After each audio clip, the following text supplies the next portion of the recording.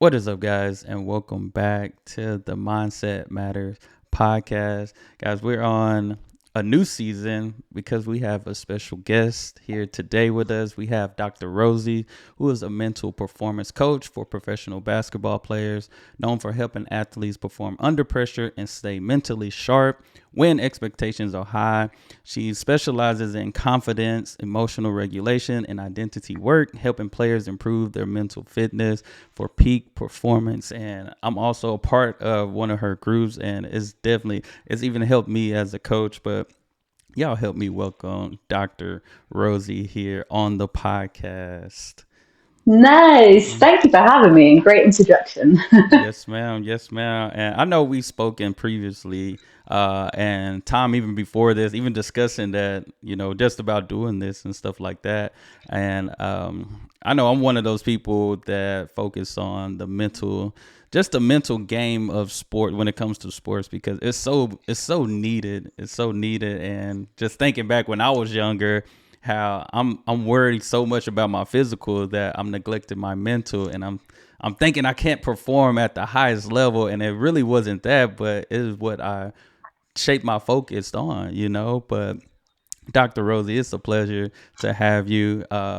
If you have Instagram or Facebook, wherever she may be, make sure y'all follow her for just great tips and all those. But with I know my introduction was light, but Dr. Rosie, if you would like to just elaborate more about yourself, where you're from, that would be excellent.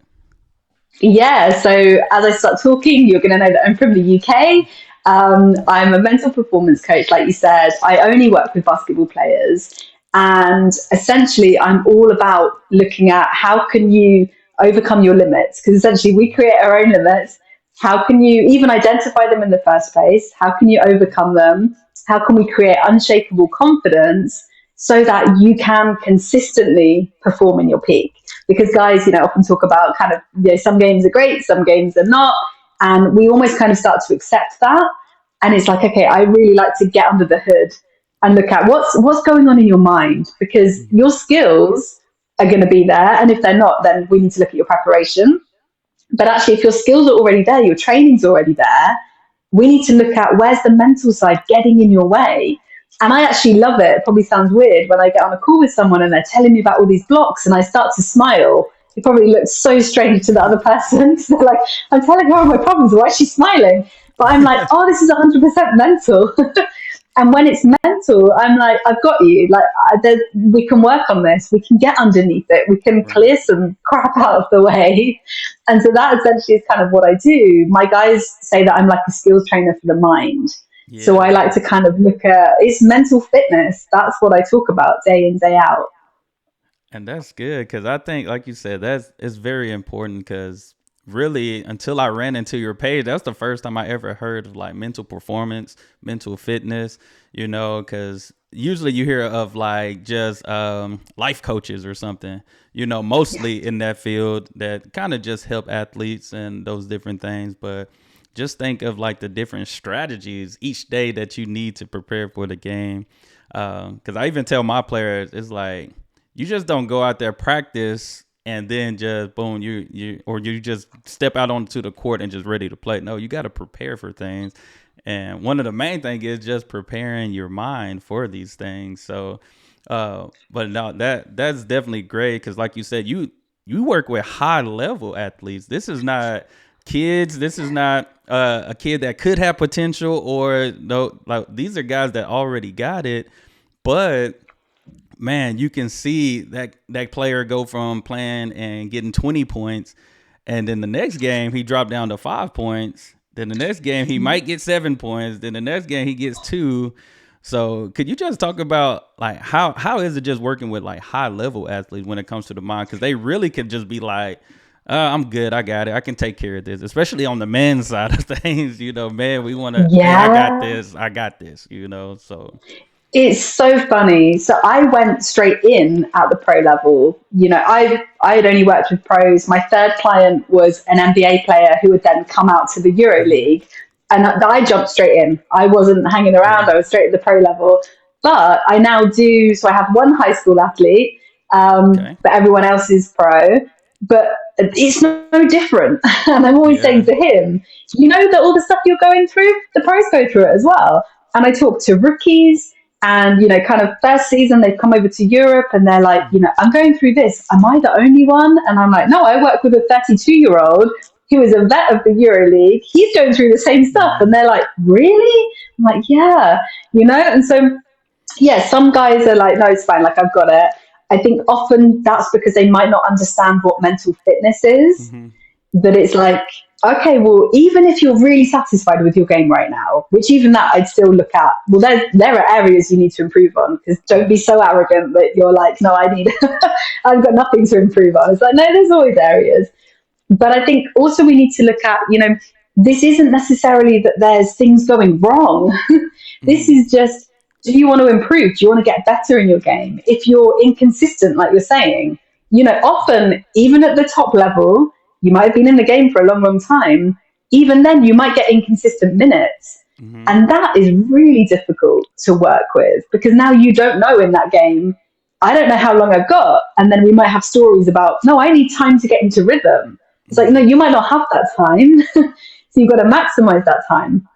And so we need to look at, what does a consistent game even look like to you? What does your identity Yeah. need to be? That's a big part of the work that I Mm-hmm. do. And then we start to see guys consistently performing how they want to perform. And we get, less hung up on stats and more hung up on, what's your preparation like? Who do you need to Yeah. be today? What are we focusing on? And then the thing is, one of my guys calls it the byproduct. He'll text me after a game Mm-hmm. and he's like, we went in working on this and this. And he's like, and the byproduct was, these were the stats. Right. And I love that, because it's like input. We focus on the input, and then Mm-hmm. the byproduct is, okay, yeah, I had a consistent game, but we're not chasing the stats. We're going in the other way on, like, who do I need to be? What kind of Yeah. teammate do I need to be? How do I face mistakes? Because that was something you said about, preparing your mind. Mm-hmm. We need to prepare our mind not just for a perfect game. It Yeah. doesn't exist. You need to prepare your mind for what happens when, not if, I make a mistake. What happens when I face a challenge? Right. What do I do next?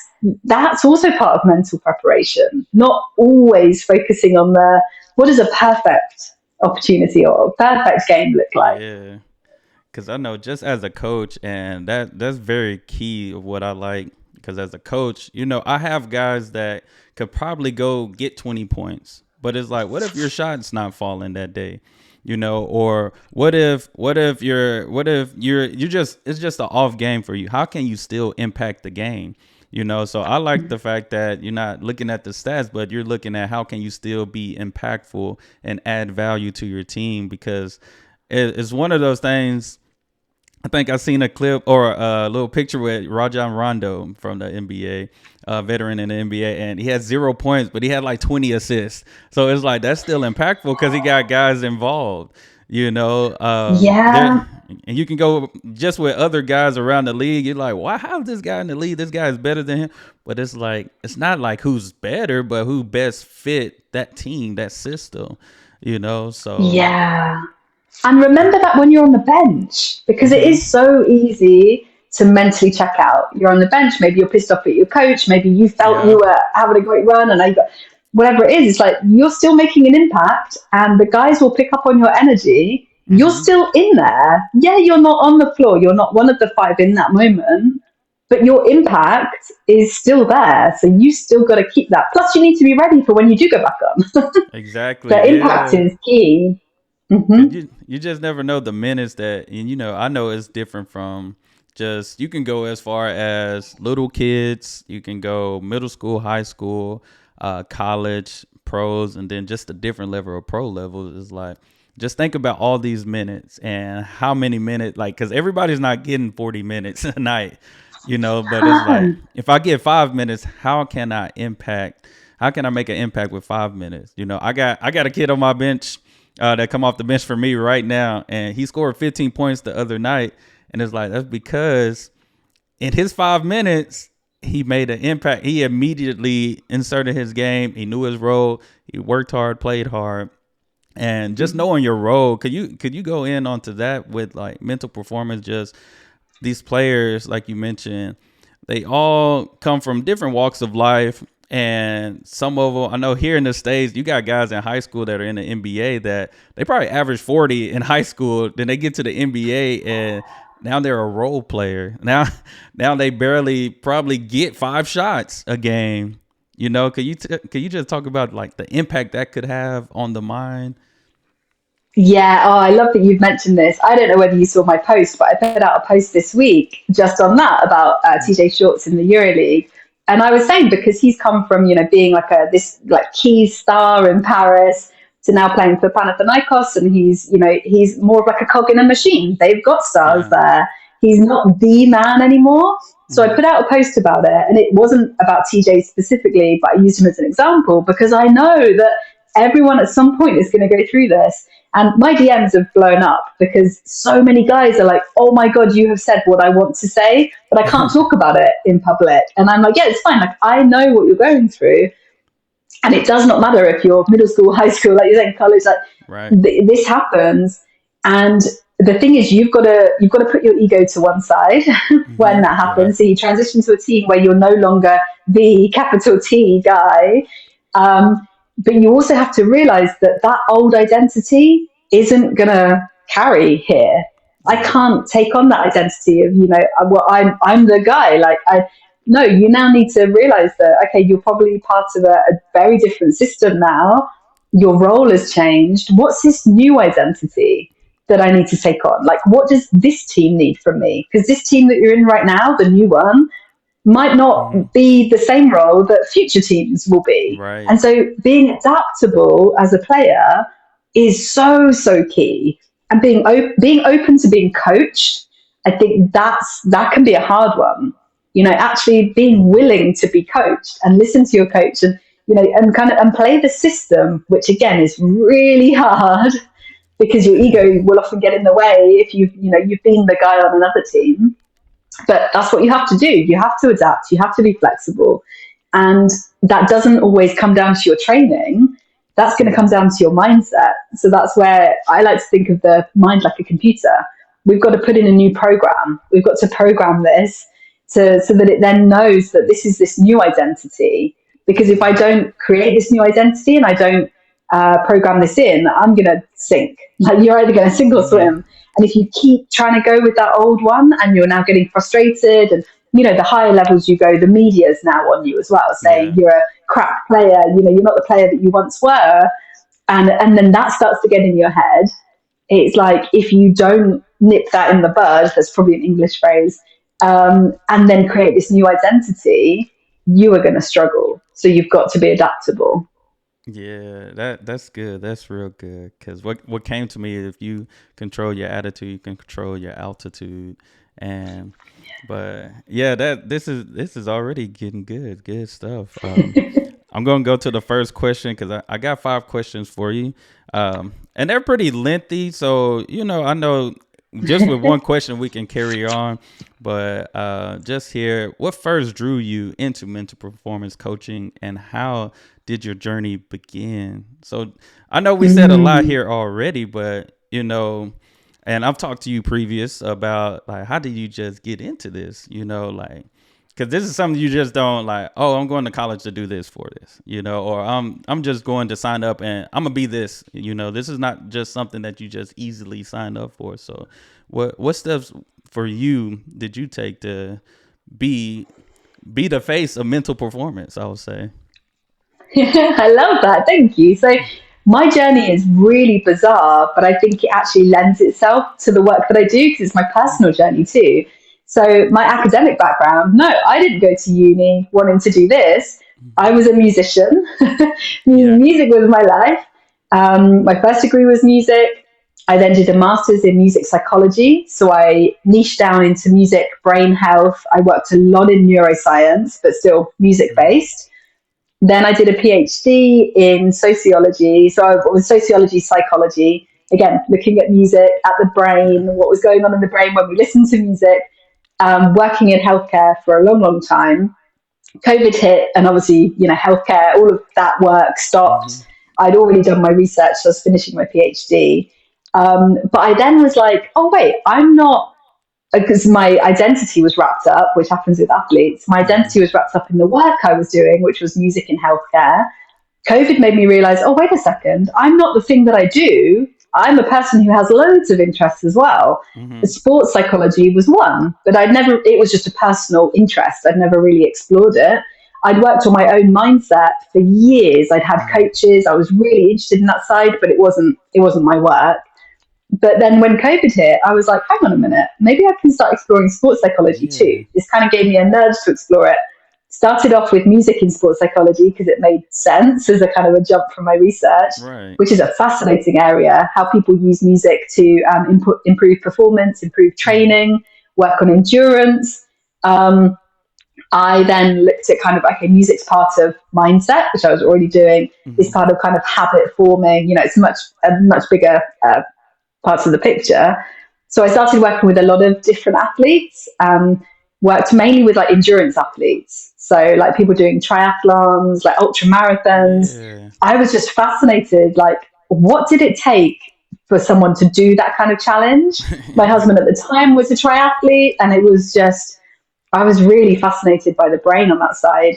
I was hired as the mental resilience coach for a guy called Andy Stone, who did a Guinness World Oh, Record. nice. He did, yeah, so he did 70.3 mile triathlons every day for 73 days. Oh my. It's So tough for when me to my walk guys a tell mile. Oh so when my my guys tell goodness. me that they're tired, when we say we're tired because we've got 2 or 3 games a week, I'm like, you don't know tiredness. Yeah. Oh, Like, I'm using that at really? practice next. I'm using that at my next practice. Yeah. Oh my goodness. And it really was. Yes, it was a physical challenge, but it was the mental side that, there was some days where I'd have to like really like encourage Yeah. him, just focus on this one day, just get this one day done. And like to kind of break it down, the resilience that went into that was insane. So that challenge finished. He completed it. It was like epic. Right. And I was away on holiday, and it gets a bit woo, but it really makes sense for me.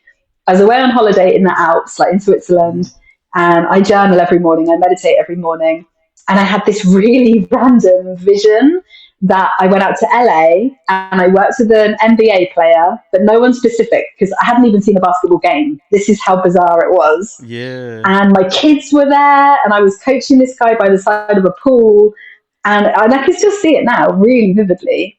And so when I kind of came out of that meditation, I journaled loads on like, what could that look like if I was coaching a basketball player? Right. And everything was so strong to me that I was like, I need to do something with this. And while I was out on holiday, I followed a few guys in the British League, and one of them I reached out and I was like, look, I really want to test my work with a basketball player. Do you want to be my Yeah. guinea pig? And he was like, sure. And straight away we saw that like, okay, this is helping. That was during the off season. When he started the season, he was like, oh my God, I'm already seeing a difference. He was like, you need to do Nice. something with this. Yeah, he referred me to one of his teammates. And then, like I said, my third client was a guy that was playing in the NBA and had just come out to Europe. Mm-hmm. And that was it. And That I is haven't looked back nice. since. Yeah, that is nice because, like you mentioned, all of us, and I just like the fact that it's just something you envision first. And I don't know if you tap into the spiritual side of things or not, but Yeah. that's how I am. I'm like, man, I feel like sometimes God can put something in your mind and he just like, hey, I put it there so you can put it to work and put it to use. It's like, hey, I called you because Yeah. and sometimes we don't realize like the value that we have to give others. Like you mentioned, like you've always worked on your mind. You even research or you knew a guy that did what 70 miles or the triathlon, 70 miles a day type of thing. It's like that's enough to even tell somebody like when you think you're tired or you think you're working hard, you're really not. That's just a harsh Yeah. reality. I even tell my son to this day, I'm like, do you think you worked hard today? He'd be like, yeah. I'd be like, well, that means you didn't. If you can tell yourself that you worked hard, you didn't work hard. Why? Because there's always so much more you can do. But I think that's amazing Yeah. how like it just started with a thought on vacation, and those help a lot. I It's know. important to have rest days and vacation days just to clear your mind, and your mind gets to thinking. And man, I think that's amazing. And are you still connected with the British player that you reached out to from the beginning? Yes, and we still keep in Awesome. touch, and he's just like loving seeing this journey. And it's, I want to touch That's on the nice. spiritual side. It's like you Mm-hmm. said, yeah, I'm a spiritual person. Mm-hmm. Basketball also strengthened my relationship with God. And so I feel Yeah. like I needed to be in this space, and it was always going to be so much bigger than basketball as well. And the Nice. connections it's given me, and you're saying about kind of being on holiday and being able to clear your mind. Mm-hmm. I also feel that when we give ourselves those moments, it doesn't need to be extreme, but you give yourself those moments to calm your mind down, Mm-hmm. you are so much more likely to hear God as well. You're going to Yeah. hear that That's guidance, because facts. in a noisy environment, creating a noisy environment in our mind, you aren't going to hear that coming through. Mm-mm. And so actually being able to slow things down, and because I'd already worked on my mindset, when Mm-hmm. I had this really random nudge that even now my friends and family are sometimes like, "What the hell are you doing? Like, why are you?" That, like, it makes no sense. But even when that came, I was like, "Yeah, I trust this, and I trust Yeah. myself to try stuff out, to figure things out. I'm not afraid to fail because I worked on my own mindset for Right. years, like 10, 12 years before that. I When I got this nudge, I was like, yeah, you know what, I'm gonna like give this a go. I'm gonna follow this, see what happens. And now I'm here, and I'm completely niched only in basketball. Right. I'm like, yeah, this is the space, because people ask me all the time, Mm-hmm. are you gonna work with other people? Are you gonna work with other athletes? And I'm like, who knows in the Yeah. future, because again, things happen. But right now, I'm like, I'm 100% where I need to be. Yeah, for sure. That's amazing. That's amazing. Like you said, you just never know, because I feel like if it came down to other sports, somebody probably just reach out to you, if Yeah. that's the case versus you having to reach out. It's like, no, I found my people. But if somebody on the outside, like, see the work that's being done, that's the way you can get plugged in elsewhere. So, but man, that's Yeah. real cool. That's real cool, because sometimes we don't realize how much our minds, especially being busy. As I got older, I was like, I worked with kids since for like 10 plus years, and you have kids that have like ADHD and all that. And I'm looking at the symptoms. I'm like, that describes every adult, just about, because we're just Yeah. always on the go, have these responsibility, that response. It's like it's never ending. It's like, when do you give yourself a break? When do you find a stopping point Mm. to focus on yourself so you can, help somebody else? Um, but that's amazing. That's a real cool starting point. That's really just changed the game in this. So, but I do have another question. Second question: Mhm. how do you help athletes manage pressure when expectations are extremely high? I know you kind of went over just being in the one guy you mentioned, being in the NBA and then going to the Euro League and had to play a role. It's like, even just being in the NBA, your expectations are going to be high wherever you go, because this is one of the highest, not even just the highest paid leagues, but the highest level leagues that we have. And now they expect you to be of value coming from that league. So how do you help guys with that? Yeah. So first of all, I think we need to stop seeing pressure as a bad thing. Yeah, for So, sure. some guys are like, oh, I need to ease the pressure, or I need to get rid of it. No, you're not going to Mm-mm. get rid of it. You need to change your interpretation of it. Yeah. That pressure isn't the enemy. It is how you interpret it. So if you interpret it as it's something that I can work with, it's something that I like to talk about dancing with pressure. Like, Mm-hmm. okay, let's feel it. Like, bring it on. Like, let's dance with this. Let's use it as fuel. Let's notice how it feels in my body. Like, I always talk about that we're like a thermostat. You got to Mm-hmm. notice, am I too high right now? Am I too low and I'm switching off? Like, I'm going to have to That's good. regulate my nervous system. And so that helps so much, being able to actually work with pressure. Mm-hmm. Don't fight against it. Stop trying to get rid of it, because you're not going to get rid of it. And actually, you don't want to get rid of it, because if you truly get rid of pressure, it means that you either don't love it anymore, you don't love the game, you're kind Yeah, of mentally checked out, or there aren't expectations on you from yourself or from other people. And exactly. actually, do you want that? Like, no, you don't want that. So we want pressure. So we want to play with this. So being able to change your interpretation of it, and often that's by working with your nervous system, to actually just allow Mm, that in your body. Like, know that you can work with it, that you can help yourself to regulate. And then the other thing is to then train being present, hmm. because then if we're able to be fully present in the moment, it is very, very difficult to be fully present and focused in the moment that you're in, Yeah. and be letting your mind spiral about all of the things and the pressure and the what ifs. Like, if you're doing that, well, you're not truly present. So by training presence, you're able to kind of minimize, again, the mental noise. Hmm. You're able to turn that down. That's good. That's good. What came to me, I know in the Bible it talks about count it all joy when you're faced with trials and tribulations, because it's just a testing of your faith to make you stronger. And like you said, it's like, no, we need this pressure. We need this pressure because it's just going to expose what we need to do next. How do we handle this situation? What next step can we take to break this pressure? And I'm thinking, um, I played a team and we they pressured us the whole game. So now we got to press break, so it's like just even Yeah. thinking of phrases like that. It's like you need the pressure, but now you just got to press break through this, figure it out, adjust, make the necessary adjustments. And I like what you said, because sometimes we don't see that we're losing the love for something if we're not being pressured on it anymore. If those expectations aren't high anymore, it's like, dang, do I really love this? Do I really want to give this my all now, knowing that I'm not living up to the expectations, or I'm not expecting much more out of myself. And I think Yeah. that's and I think because I've had certain college guys, they play it overseas and different things, and it really tests your mental. Being in a whole new country, whole new and being in a whole new country is like being in a whole new world. And now you question, do I really love this?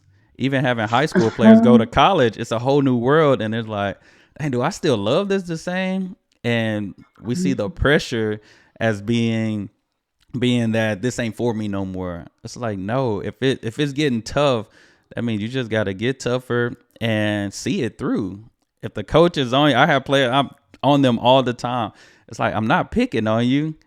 I just know how great you can be, and Yeah. so And that would be the worst thing. I have that same with guys. Like, God, coaches are on at me. Like, that was on at me. There's mhm. so much expectation. There's so much pressure. Wouldn't it be a bad thing? Like, think how, like, imagine if coach just gave up on you. Like, Yeah. you don't actually want that. I'd be worried if coach now kind of is like, easing off on me. That's when I Yes. want to worry. For sure. It's like, if I'm not Yeah, yelling at you or doing none of that, you should be very worried. But if I'm staying on, sometimes you just exactly. gotta you just gotta take it to the chin. Just take the constructive criticism and just get better. That's all it is. You just gotta take that constructive criticism and get better. And most guys, they just take it at especially when they're young, they just take it at, dang, coach don't like me, coach don't care. But it's like, even me just stepping into coaching, I've just seen, like, I've done a lot for my players to show that I care. So even when I do get on them, now they know, now they realize, okay, coach just wants what's best. Like, coach, I know you getting on to me because I can be better. You know why? Because I already Yeah. demonstrated prior. We laugh together, we cry together. I yell at them. They can't yell at me though. That's a that's a non-negotiable. That's But a yeah, they're like, hold on, you get it. I have one of my players, like, he never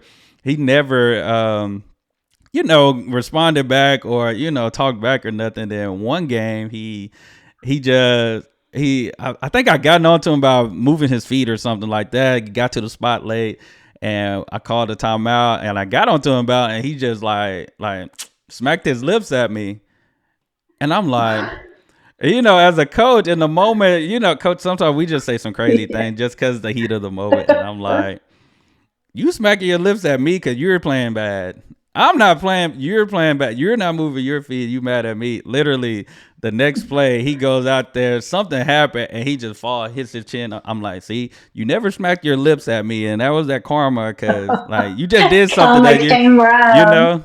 And I think for me, that's just how that's just how I program my mind to think. Like in certain moments, how you even respond to your coaches, how you respond to your teammates, it's like that stuff can go into effect in the game. And it's like if you're not uplifting or motivating, or just being that positive teammate, you just start seeing that affect the game. Like you mentioned, just being in the moment. This game is happening at Yeah. this moment. You're yelling at me, and now I'm gonna go out there and I'm probably just thinking about what coach said. He yelling at me, or I'm just thinking about I don't want to make this mistake and different things like that. There's time I have to even change my Yeah. coaching perspectives and points. Just how I respond to certain players. Certain players can take the yelling, but certain players, like, you can just see their body, just like you can just see the body language just change after just saying like, you got to knock that down. Oh, versus, Yeah. hey, make the next one. Hey, make the next one. I got you, coach. When my team tell me I got you, coach, that means I know their head is in the right place. I had a Mm, player, I got onto him for something, no response, no, and I just knew, oh, your mind ain't in the right place. And I know some yeah. coaches will even recognize that, just like when my team is not giving me the certain and necessary feedback. Like I said, for me, it's just, hey, I got you, coach. My fault. They take accountability. My fault. Mm, I got you, coach. That means I know in their mind that they're about to make a play happen. They're about to make something happen. For yeah. the progression of the team. For to make an impact. And I'm sure you've been on sidelines. I'm sure you've seen the body language of different players and stuff, and you can just tell like, mm, mine's not in the right place right now. Yeah, it's the thing that I look at when I watch games because I don't come from a basketball background and I wasn't a basketball fan. I Hmm. am now, but if anything, I'm a fan of my individual clients rather than Yeah. like the Yeah. game itself. But when I'm watching games, I'm not watching for different moves or skills because that's not my brain's not programmed for that. My brain is programmed to look at what do you do when you make a mistake or what Hmm. happens when you make a shot because I can read your body language there as well. Like, oh, he's going Yes. to miss the next one because he's celebrating too much. What's happening while coach is talking to you? I love watching that. I love watching players when coach is talking in timeouts because you can tell which ones are pissed Hmm. off, which ones are mentally Yes. checked out, who's actually really locked in. You can see the ones that are maybe working subtly on their breath work. Like I love sitting. I'm like, oh yeah, he's gonna have a good few minutes. Like I Yeah. can kind of read from the body language. What happens in the free throws? Sometimes I'm able to easily correct free throw problems Hmm. just from a like, oh yeah, like you're breathing because they'll say, what? I take some breaths. I like, and I'm like, yeah, but Yeah. you're just doing it as a checkbox. You're breathing Yep. from up here. You're not slowing it down. You're not taking your time. And then it's like, what's going on in your head at that moment? And they're like, I don't want to Right. miss. I don't want to miss. And it's like, and then what happens? Well, I tend to miss. And it's like, yeah, because you've gone around in your head. You kind of Yep. spiraled but you can pick up so much from this body language. And Hmm. then knowing, coming back to one of your earlier points, everything is energy. So, Yeah. no, like you really have to check your body language. Like, what energy am I putting out there? What am I giving to my team? Like, if I miss and now my head's down and my shoulders, this is often with younger guys, well, the team are going to pick up on that. Am I Hmm. then going to bring down the whole energy of the team? And also, people might not agree with this, but if you think of like the ball as energy as well, is a ball going to want to find its way to you when you're like pissed off and you're annoyed at the coach and you've got this kind of this negative Exactly. energy? No, probably not. It's going to find someone else. Exactly. Cause yeah, and that, like I said, I've coached guys from, even just training my own kids, and you can kind of see it. And I think training your own kids, that's even tougher. But just imagine, like, you just met a person, and you can already point out, I see what's going wrong. I see what's going wrong. So I can definitely say you Yeah, definitely have a gift just in the knowing how to know certain people, just basically even off conversation or just based off their performance. So I think this is Hmm. definitely one of those God given type of gifts and work that you do, because sometimes some people don't recognize it. They don't recognize it for themselves until somebody pointed out to them. No. And sometimes a coach might not recognize it as well Yeah. because, like I was saying about our brains are programmed. And for me, it's a blessing and a curse because, yeah, like I think of it like a kind of a gift too. But then sometimes I'm like, oh my God, I'll be watching a game and I'm like, I can help that guy. Like Yeah. someone put me in touch with this guy. And I then get really frustrated because I'm trying to find a way to connect with, like, I need to, and obviously at the higher levels, it can be really hard to get in front of someone. And Yeah. I'm like, I remember being out at the Summer League in Vegas one year, and there was a guy who was at Alexa, and he was not Mm. having a great time, and I was like, someone put me in front of him because I knew what he needed to work on, and I just couldn't get in front, and it was making me Yeah. really frustrated. So it's a blessing and a curse. Cause he was the second round. Was he the second draft pick? The He guy. was the second pick. Okay, Yeah, yeah, because he came from the NBL, yeah. Because it's then like we talk about expectation and pressure. It's like that is pressure when you're a I top pick know. going to the NBA. It's so much pressure because like I can even look at so here in Dallas we have Cooper Flag, and I'm sure Mm, like great player, but pressure. You're the number one pick. That is yeah. that is a lot of pressure. And the kid just turned 18. He turned 18 in college. Because he went God. down. I think he moved up a class to graduate early, got to Duke and stuff like that. So just imagine that pressure at 18. Like I remember being 18, 17 in high school, thinking about what am I going to do next for my life, and it was Yeah. so overwhelming because what am I going to do for my life for the rest of my life, you know? Yeah. So, And then you're seeing the media, and yeah. and media can be really harsh. Fans can be Oh, yeah. super fickle. But they're now saying the stuff that you're thinking, like, oh my God, like, yeah, am I not good enough? And then they're actually saying this stuff, and you're like, Right. oh shit, maybe I'm not good enough because now everyone's telling me. So, and that's why, like, when you're kind of experiencing that pressure, like, it's so good to have a coach who's in your corner. And like you were saying Yes. about, coaches, as in kind of team coaches. Maybe you're shouting at your players or whatever, and because that's maybe your style, that's your way of Right. communicating. I'm always saying to my guys, like, you have to accept that the coach is also in his own. I talk about being Hmm. in bubbles. We're in our own bubbles. You're in your own bubble. You've got your own pressures that you're dealing with.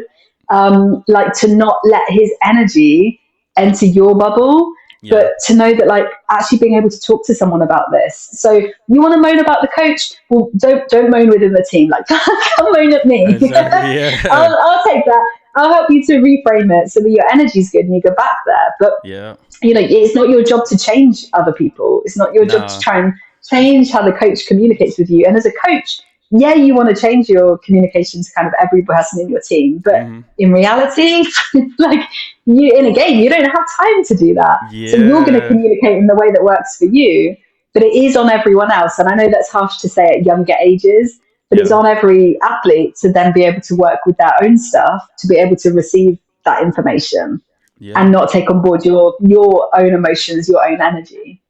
Yeah. Because, like you said, in the heat of the moment, is as a coach, like, and the great thing is, as a coach, you have assistants, and you have a team of coaches that are there on the sideline with these players that are helping these players and stuff like that, and it makes a huge difference. It makes a huge difference. But like I said, in the heat of the moment, of course, I'm yelling. After the game, I can talk to you peacefully in my right mind. But Yeah, it's just one of those things. I know what we prepared for and how we prepared, and we get out there and we don't play how we prepared.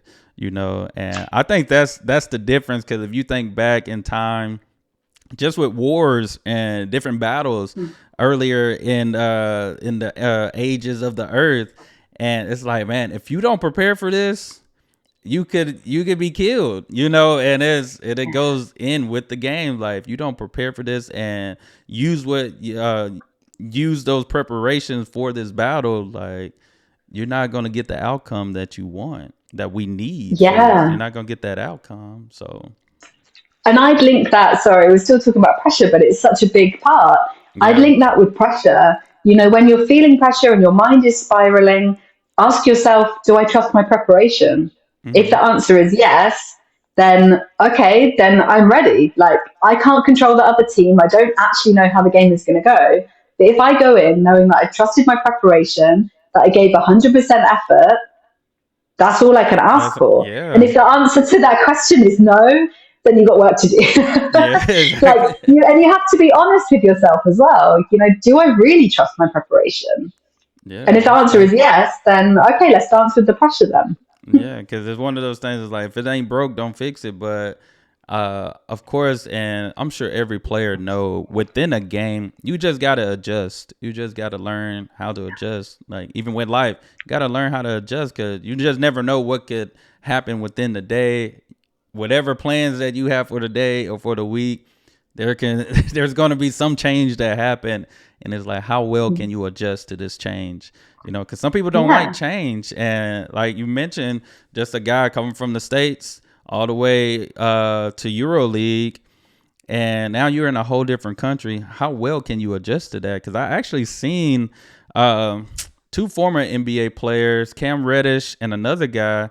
They went, I believe it was EuroLeague, or they just went to play overseas, and within like a month or two, they were right back. Mm. I forgot the dealings with it. I think it was like family emergencies or something like that, or Mm. so it's one of those things. It's like, dang, this I seen this guy play at the highest level in high school, play at the highest level in college, even made it to the NBA, and now he's finding inconsistency, and that can do a lot. That can do a lot to you mentally, just because now, man, like, I'm not being valued as I was before. You know, Yeah, that's yeah. why I'm having to, I'm like really drawn to working more in overseas, especially kind of Hmm. Europe, because it is a whole other level, especially if you're a Yeah. college athlete, and I've worked with quite a few that have gone from college, huge arenas, like Hmm. Division 1 school, to Yeah. now, not everyone goes to the EuroLeague. So you might be playing Yeah. in a European country where it's a lower league. Your accommodation isn't that great, to be Right. honest. Like, you're not getting paid very much, but everyone back home thinks that you're making loads because now you're overseas, Yeah. now you're a pro, so you must be making loads. And the fact that you're away from home, often it's the first time guys have been out of America. So now you're in like a Exactly. whole other country. They speak a different language. They might not speak much English because Yeah. depending on the town that you're in, it can be really isolating. You might be only the second American guy on your team. All of your teammates are Right. speaking in their native language. That's so hard. And forgetting Yeah. that now you've also got you're starting your pro career and you've got all the pressures of that as well. It is a really different ball game. Yeah. And I think about, I don't know if you know Stephen Marbury, former NBA Mm. player. He has a little, I won't say little, but he has a special, I think it's like a documentary or something, but he was in the league, was going through so much mentally, ended up going overseas to play in China, and it helped him so much. Like, he's like the Michael Jordan of China. I think he got like Mm. statues all through China's and stuff like that. And that make me think of that, because he was trying to block out all the noise here in the States, went overseas, and it was the best thing that ever happened to him, because I see Mm. some guys like that change is like, I'm not sure about this. If you're not sure, that means it probably could be the thing that you need, because most times we go through things in life, tough things, and it's like, why am I going through this? And then later on, we realize, I'm grateful to have gone through that, because it made me stronger, aware, and helped me Yeah. mentally on what I needed to do. But yeah, if I find it, I'm gonna send it to you. Stephen Marbury, Yeah. uh, legend. Like, he top NBA pick, great basketball player, early 2000s, and went to China, and the rest was history. Just got Mm. away from, especially most of the media that comes here in the States. It's ridiculous. Like they're Yeah, literally there's media on kids, like it's 7 year olds. crazy. So and just think about that. I don't Yeah, know how it is in Europe, but here like they're already like ranking 10 year olds, 7 year olds, and yeah, stuff like that. So yeah, and making their projections. yeah, so it's like Yeah, those expectations, like you don't know what this kid. He's 7. He haven't even hit puberty yet. Like we don't know what he it's could be. crazy. But just I just Yeah, think a of the hundred pressure. percent. So, but moving on to our, I do have another question. I know this conversation's been real good. Like these questions, they're. I know these are pretty loaded questions, but Yeah. like we can, I know we can go on and on for sure. Could go on and on. But what are the most common confidence killers you see in elite basketball players? And like we kind of just Mm. mentioned, like the moving around, not being valued. But what's one thing that you've noticed that just kills confidence in these players? Overthinking. Yeah, Overthinking, especially that's a good one. mistakes. Like like letting your mind spiral. Hmm. It is just not worth your energy. 2 a.m. thinking about a mistake that you made in your last game Yeah, is not going to help you in your next game, especially, the guys that I work with. Well, your next game is probably in 2 days' time. You're going to be right. flying tomorrow. Like, we need to release that one.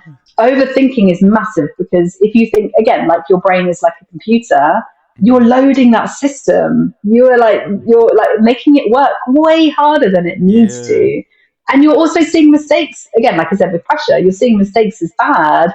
So the more that you overthink on it, the more you let your brain spiral, you just reconfirm to your brain that, yeah, mistakes are a bad thing. We must not make mistakes. Like, right. you're programming that in, rather than like, I get my guys to reflect after games. What worked? What can be improved on? What am I going to do for the next game? That's it. Now go to sleep, Yeah. reset. Tomorrow, you New get to day. work.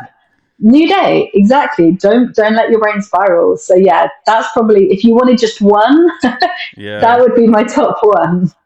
And that's a good one because, like, I know here, and I was a product of being a very decent player to where my mistakes wasn't like the guy coming off the bench mistakes. I get 20 mistakes. This guy off the bench, he Yeah, get one chance at a mistake. And you see that, and some of these high level players, they can go out there, miss layup, turn the ball over, do all of that, and then you have a guy that's probably not as elite or as talented coming off the bench, and he do one thing, he's out of there. He's back to the yeah, bench. And like you said, just overthinking and still focusing on that mistake. I literally just told one of my players in our last game, because he missed an open layup. Like we got him, like he ended up moving to the right spot, getting open, easy layup, and he missed it. And he just, oh man, I'm like, hey, I'm like, that's the past now, possession by possession. Like we can't focus on the last, but no, that new possession, just once you missed it and they got the rebound, new possession started. We can't worry yeah, about what happened, that you missed it, yeah, whatever. Go get it back, because now you're beating yourself up, and they just got an easy layup in transition because you over here thinking, oh, I missed this layup, oh, I can't. Yeah, new play, new possession now, new, like we said, yeah, new day. It's a new day, so we can't worry about yeah, what happened in that possession. And I see each possession as a fresh start, basically. Being a coach, I like teaching young players. Is like sometimes y'all focus so much on the mistakes that you don't focus on like being better or fixing it. We focus on yeah. what we did versus how can we fix it. Yeah, and that little reframe of the question changes everything. Hmm. How can I fix it? So don't blame the coach or the ref. What was a bad call? What can Right. I do? How can I fix that? And now it puts us back in the driver's seat.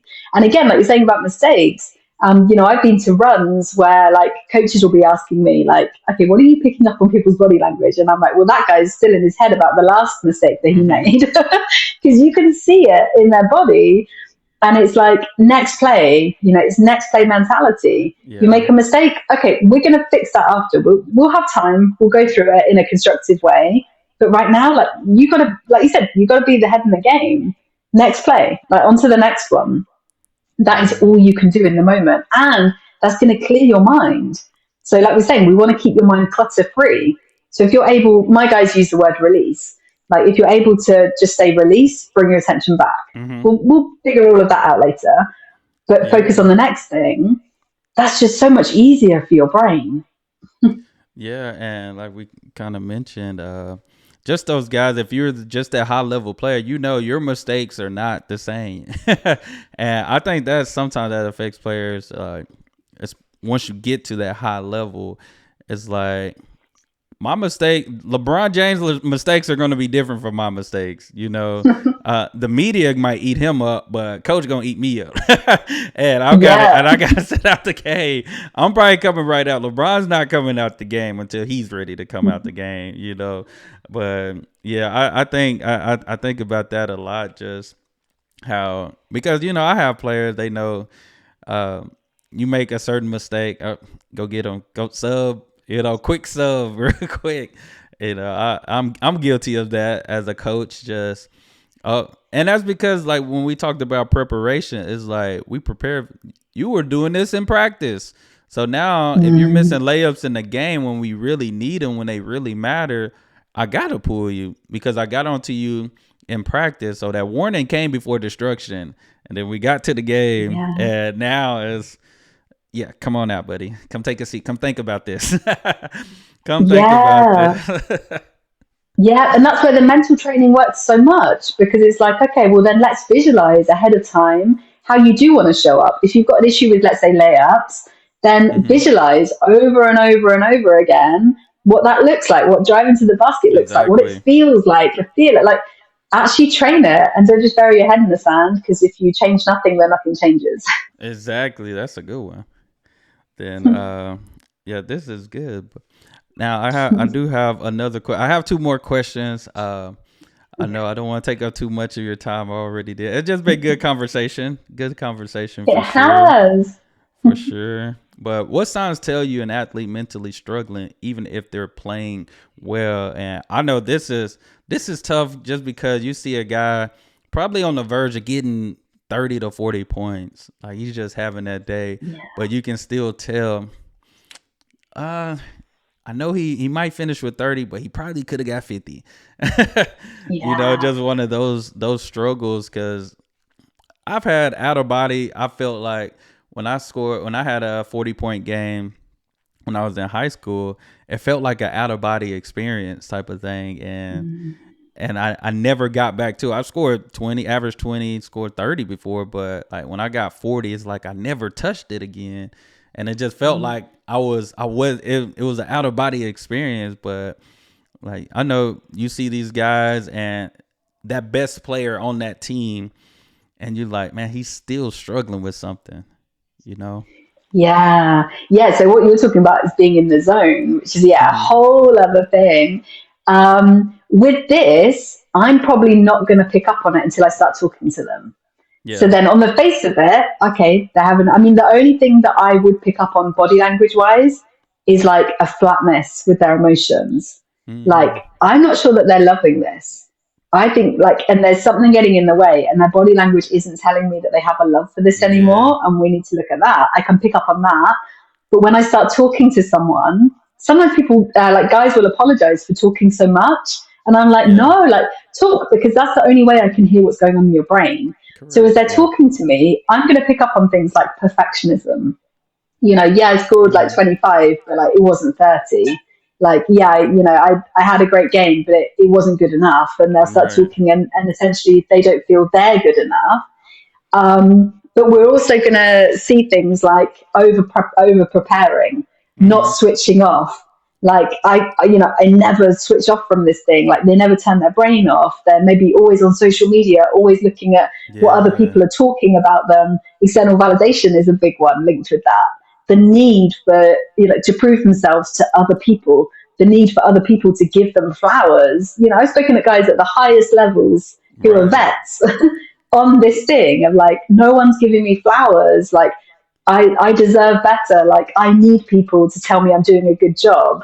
That kind of thing. That, like, on the face of it, they're having a great run.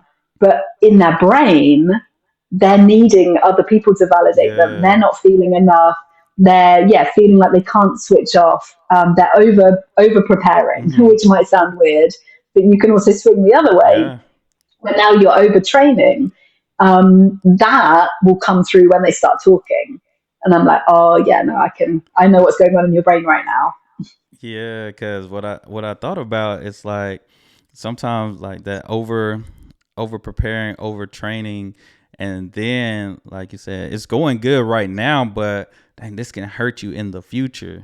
Because most Yeah, times you just think about this season, what you're doing, and you're not thinking like, man, I can last in this league for 10 plus years. Look at yeah, LeBron James, high expectations, lived up to those expectations, and here mm, he is, 20 plus years in the league, which you've seen guys that played high level and they only lasted 2 to 5 years, a minimum yeah, 5 years. And you got guys that really playing long, and it's like, what did they do? How did they prepare? Like you mentioned, I like the over preparing, because sometimes I literally just told my team, it's like sometimes you can have goals and you can set unattainable goals, and you can write too many goals down that you're not working toward. You can write goals down that has nothing to do with what you want to do right now. You just throwing it on a goal sheet because you just think it's a goal and it's the right thing to do. But it's like, what's obtainable? It's okay for me to have three big goals so I can reach them. Have three big goals and then give myself some sub goals, because now I need some steps to reach these goals.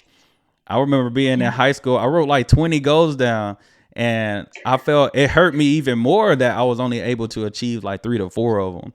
So I'm like, man, that yeah, discouraged me even more that I didn't reach that goal, that goal, that. So let me write yeah, three, at least three, that I know I can do in the next 3 to 6 months, and go by that, versus writing all these goals down and not achieving, because not achieving hurts you more than yeah.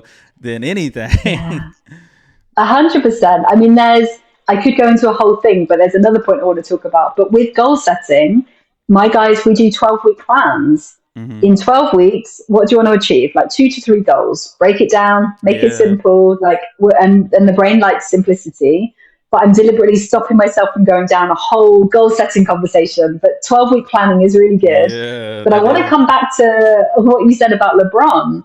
One of the main reasons why he has been playing for so long at the that kind of consistent level, like Hmm. improving his peak, because he works on the mind. Because Yeah.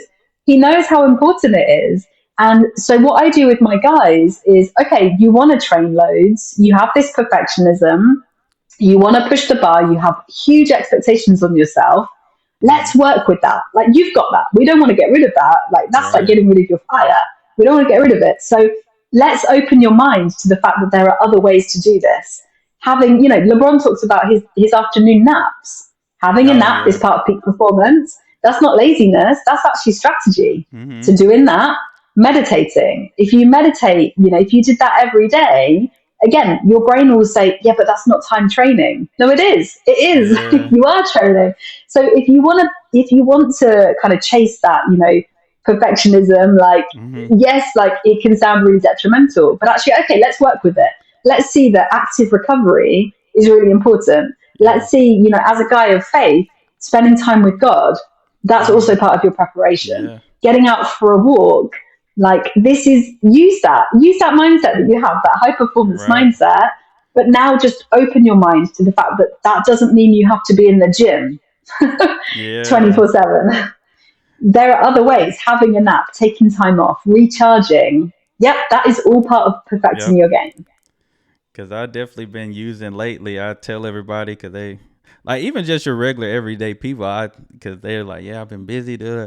I'm like, hey, get some rest. Even God rested. It's like, even God Exactly. rested. Like, get you some rest, my guy. Get some rest. Like, you're True, gonna true, need true. that You need it. rest. Yeah, it Yeah. is so true. Yeah, because we Yeah. like you even mentioned going on holiday and stuff. Like, that's a Yep. part of that rest recovery, because now my mind has escaped my basically my reality. Now I'm here. getting myself together, having a good time, family, those different things. Because me and my family, we went on a cruise and we didn't pay for the Wi-Fi package, so we didn't have no touch with anybody, that we known back Yeah. home, and it was good because it was like, dang, we didn't have to focus on that. We just focused on having a good time and taking our minds off of everything. And then, of course, the notification came once we got some service. But Yeah, yeah, it just felt good to get away, though. yeah. I take myself to the cinema for that reason because I don't want to check my phone in the cinema because I have this fear that like I'm going to get thrown out because they think I'm filming. Yeah, So my phone is away for the whole of that film, and it is one of the times where I am fully like switched off. I'm not yeah, getting distracted by the notifications, and I'll just lock in. But I will take myself to those places. Meditation. I will yeah, meditate because it enables me to just switch off. Like give yourself those moments. It doesn't have to be huge, but give yourself those moments where you can, yeah, just lock in just and recharge again. yeah, Literally, like you're plugging yourself in. And yeah. you I can about to think of being say, on the bench. Yeah, you can yeah. think of being on the bench as the same as well. Like use the bench time in a game as your Oh, for recharge. I'm sure. going to focus on my breath. I'm going to recharge. I'm good to go again. Yeah, 'cause I literally tell my players, I'm like, while you on the court, you gotta go hard, give it all. Your break is when you come to the like when you're Yeah, thinking about taking a break, some water. You come to the bench for that. That's your time for that. But as long as your feet are on that basketball court, you gotta give it 100% all you got. yeah, Eventually, if you give it all you got, we have that signal. You tap your head, you tired. All right, sub, go get mm, them. And it's like, now, are you tapping your head because you out of shape, or are you tapping your head because you just played some hard minutes and you just need to decompress real quick? You know, yeah. um, because you see it a lot. You see it a lot. But I do have one Mm. last question. What's one daily mental exercise every athlete should be doing? So I could say meditation, breath work, but Mhm. actually check in. Yeah, Check yeah, in with yourself because it all begins with awareness. What state am I in right now? yeah. How am I feeling? Like, what's my focus like? What's my brain? Is my brain kind of busy right now? Check in with yourself because we don't really do that, which is weird to say. We Yeah. don't really check in with ourselves. What's my body like at the moment? Like, how am I feeling? Check in because that's the first step to then knowing what do I need to work on. So if your brain Hmm. is busy, then okay, if we look at the different tools, but I'm not going to say you need to meditate every day before you've got that foundation of even checking in, having Right. that self awareness, because that's the bit that's going to change everything. You need that first. Yeah, that's good. That's good. Gotta check in with yourself. Knowing Yeah. yourself to being able to know when to check in on yourself. Yeah. It's a major thing. But doctor, this has been good conversation. I know I kind of went over the minute. I didn't tell you how long this would be. Okay, that's a good thing. 'Cause No, it's a I good would thing. We had a good conversation. yeah, I would have hated to put you on a time schedule and went overboard with it, but I think it's just You're important. good. And I'm fresh off a game from last night, a tough loss that I had, so my mind's been everywhere too. Just think what you're doing Yeah. for players. It's even needed for coaches because sometimes we have Yep. expectations for our players and it might not go as planned. And it's like, okay, what can I do differently? How can I adjust? And just really putting your mind in the right place and not the wrong place, basically. So, 100%. It's needed for yeah, everyone. Partners of yeah, athletes, like that's, mm-hmm, partners, yeah. families, parents, like we all need this work. Hmm. Yeah, cause even my wife, like, she never played sports, she don't understand. But even me just stepping into coaching, Yeah, like, she's the assistant, she's the volunteer at the school. So now she's a yeah, part of the team doing other things, and she basically becomes an insider on that portion of it, and just seeing how everything works. So like you said, like, even me, she probably can't deal with me, and I'm talking basketball and probably spilling out my complaints, but it's like, oh, but I do see it. Like, she get onto my son right now just with his play mm. and stuff. And I look at him like, "Ah, you been around me? You been around me? Yeah, you know what to say now. Yeah, I'm glad you seeing that." So it helps. Yeah. we're all kind of feeding off one another. Yeah, so it helps a Yeah. lot. I did have a bonus Mm. question, and this is just something I'm just gonna do after every podcast because I think it's important to have just that favorite. What's that favorite quote that you have, and what it means to you? Like, and just I would say a quote that you pretty much live by, but there's so many great ones that you just can't live by just one. But what's just one quote that's your favorite that you can really just give, like, just explain and what it means to you? Okay, so this is probably going to sound really weird because it's just something that I say. It's not. It's Yeah. not from anyone. It's no great kind of Okay. thing. But just that it gets to be simple. Like Yeah. I'm really big on simplicity, and I will Mm-hmm. take big neuroscience, big ideas, and I'll just simplify it down. So Mm-hmm. how I live by that, or how I want my players to live by that, is looking at we need to strip everything away, strip away the noise, Yeah. declutter your mind, get your environment right, so that everything then is just simple from that point. Mm-hmm. You've got your training, you trust in your preparation, you've released your limits or your limiting beliefs on yourself, so that then when you're in the game, you are just playing. The amount of people Yeah. that say to me, I just want to play, I want to play and I want to be free.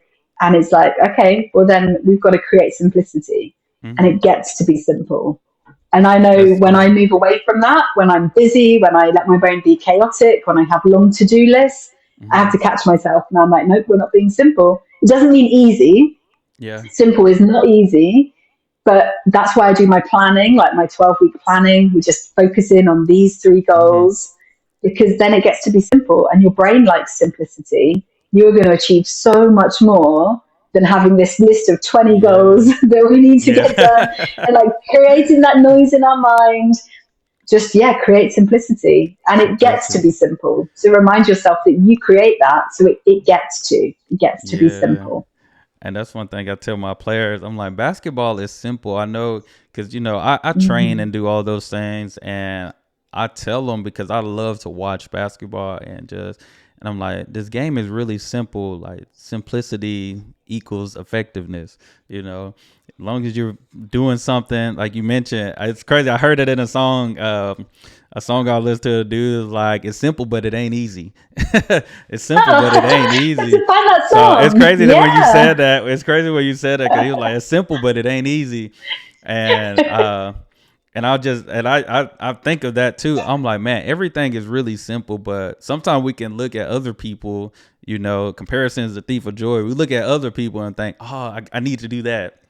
I need to do it that way. And it's like, no, find what works best for you, keep it simple, and it'll take you a long way. So, Yeah, but 100%. but this has been very, very good. I definitely grateful to have you as my first guest. It will be my first guest. Yay. So this has been real good, and hopefully the world begins to tap in just how important just mental performance is in sports and at all ages in every sport, especially with the young, because it's, oh my goodness. I know you're not here in the States, but if you ever have a chance, like, the culture of basketball is so different now. I'm sure Yeah, if you get familiar with like AAU and all that, it's a yeah. lot, and they're starting these kids off young doing this, and it can. I hope it don't hurt the game, but it can be a lot that's going on. It got to the point I was Mm. like, I think I'm gonna just train my kids to go play in Europe.